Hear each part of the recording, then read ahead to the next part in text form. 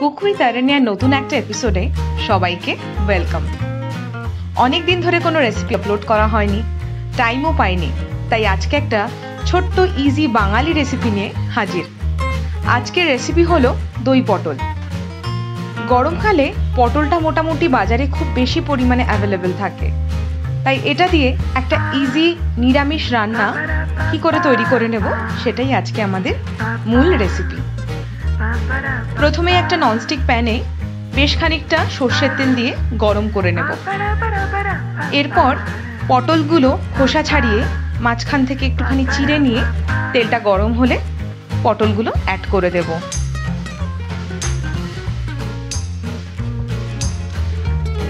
তেলের মধ্যে পটলগুলো দিয়ে একটু নাড়াচাড়া করে নেব। এটা হতে কম করে 5 থেকে 10 মিনিট মতো টাইম লাগবে সফট হতে। ততক্ষণ মিডিয়াম ফ্লেমে পটলগুলোকে আমরা ভেজে নেব। এবার আমরা পটলগুলোতে অ্যাড করে দিচ্ছি অল্প নুন, মানে হাফ টিস্পুন মতো নুন, আর খানিকক্ষণ ফ্রাই করব 2 থেকে 3 মিনিট মতো। নুনটা আমি লাস্টে অ্যাড করলাম যাতে পটলগুলো ফার্স্টেই না নেতিয়ে যায় আর জল ছেড়ে দিত। এবার আমরা প্যারালালি একটা মিক্সচার বানিয়ে নেব। এতে অ্যাড করছি 2 টিস্পুন পোস্ত, তোমরা চাইলে আরেকটু বেশিও অ্যাড করতে পারো, 4 মগজ 1 মুঠো মতো, আর 1 মুঠো কাজু কিশমিশ মেশানো। এবার আমি এতে অল্প জল অ্যাড করে দেব আর একটা পেস্ট বানিয়ে নেব মিক্সিতে। তোমাদের যদি আরেকটু জল লাগে তোমরা পরে অ্যাড করতে পারো। এবার এর মধ্যে আমি 5 চামচ মতো টক দই অ্যাড করে দিচ্ছি, আর অ্যাড করে দেব 2টো মতো চিড়ে রাখা কাঁচা লঙ্কা। কেউ যদি ঝাল খেতে না চাও লঙ্কাটা স্কিপও করতে পারো। এবার এটাকেও একটা ফাইন পেস্ট বানিয়ে নেব। আমাদের পেস্ট কিন্তু রেডি হয়ে গেছে। এবার দেখে নিই পটলগুলো কি করছে। পটলগুলো অনেকটাই নরম হয়ে গেছে। এর মধ্যে অ্যাড করে দিচ্ছি হাফ টিস্পুন মতো হলুদের গুঁড়ো। হলুদের গুঁড়ো দিয়ে ভালো করে নাড়াচাড়া করে নেব 2 থেকে 3 মিনিট মতো।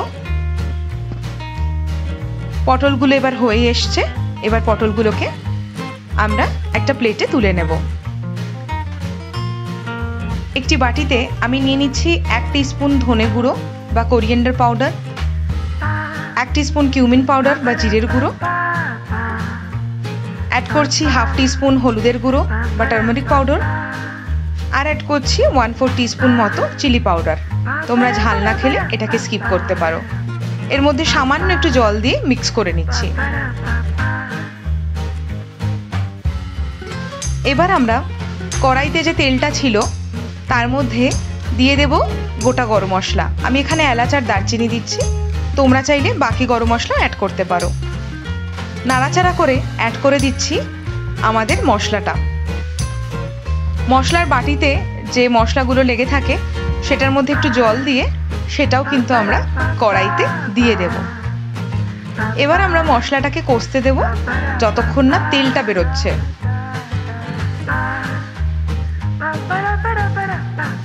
মশলাটা ভালো করে কষে এলে তার মধ্যে অ্যাড করে দেব আমাদের কাজু, টক দই, 4 মগজের পেস্টটা। গ্যাসের ফ্লেমটা কিন্তু এই সময় একদম লোতে থাকবে, নইলে কিন্তু দইটা কেটে যাওয়ার চান্স থাকে। এবার আমি এর মধ্যে দিয়ে দিচ্ছি হাফ টিস্পুন মতো সুগার বা চিনি। এই রান্নাটা যেহেতু একটু মিষ্টি মিষ্টি হয় তাই জন্য আমি চিনি অ্যাড করছি। কিশমিশের জন্য এমনিও মিষ্টি হওয়ার কথা, যদি না হয় তাহলে তোমরা এই সুগারটা অ্যাড করতে পারো। আমাদের গ্রেভিটা কিন্তু বেশ কষে এসছে। এর মধ্যে আমি অ্যাড করে দিচ্ছি হাফ টিস্পুন থেকে একটু বেশি নুন বা স্বাদ মতো নুন।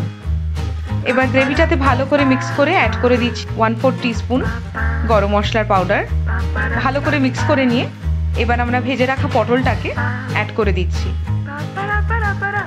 ভালো করে লো ফ্লেমে বা মিডিয়াম ফ্লেমে কিন্তু আমরা পটলটাকে মজতে দেব যাতে মশলাগুলো ভেতর অবধি ঢোকে আর পটলটা একদম সফট হয়। এবার আমরা গ্রেভিতে অ্যাড করে দিচ্ছি হাফ কাপ মতো ওয়াটার বা জল। তোমরা চাইলে উষ্ণ গরম জল অ্যাড করতে পারো। পটলটাকে ভালো করে মজতে দেব। গ্রেভিটা যেরকম তোমরা চাইছো, যদি পরোটা বা জিরা রাইস বা পোলাওয়ের সাথে খেতে চাও সেক্ষেত্রে তোমরা যেরকম গ্রেভিটা এক্সপেক্ট করছো সেরকম হয়ে এলে আস্তে আস্তে কিন্তু তোমরা এই দই পটলটাকে নামিয়ে নিতে পারো। আমি একটুখানি মিডিয়াম গ্রেভি রাখবো, যেহেতু আমি জিরা রাইসের সাথে সার্ভ করব, তাই জন্য। তোমরা চাইলে খুব পাতলাও রাখতে পারো, বা একটু গা মাখা মাখা হলেই কিন্তু এই রেসিপিটা বেশি খেতে ভালো লাগে। আর আমি মেনলি এটা ভেজের, যেদিন আমি ভেজ রান্না করি সেদিনই বানাই, কারণ এটা খুব ভালো কমপ্লিমেন্ট করে আর খেতেও খুব টেস্টি হয়।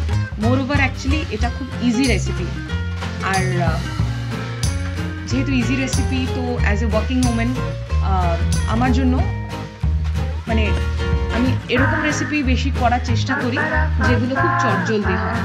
তো যারা ওয়ার্কিং লেডি আছো এখানে, হোপফুলি তাদের তো ভালো লাগবেই। আর যারা হাউসওয়াইফ আছো, those who R handling their home and house beautifully, তাদেরও আশা করি ভালো লাগবে। এটা গরম গরম পরোটা, পোলাও বা জিরা রাইসের সাথে সার্ভ করো, আমার মনে হয় তোমাদের খুব ভালো লাগবে। আমার চ্যানেলে যদি ফার্স্ট টাইম এসে থাকো, অবশ্যই সাবস্ক্রাইব করো, সাপোর্ট করো, যাতে আমি রেসিপিসগুলো আবার কন্টিনিউ করতে পারি। অফিস, বাড়ি আর ইউটিউব সব মিলে একটুখানি চাপের মধ্যে পড়ে যায়, তাই হয়তো রেগুলারলি ভিডিও পোস্ট করা হয় না, বাট আমি চেষ্টা করব যাতে রেগুলার বেসিসে আমি ভিডিও পোস্ট করতে পারি, স্পেশালি এই যে ইজি রেসিপিগুলো যেগুলো খুব তাড়াতাড়ি হয়ে যায়, সেই রেসিপিগুলো। সবাই ভালো থেকো, সুস্থ থেকো।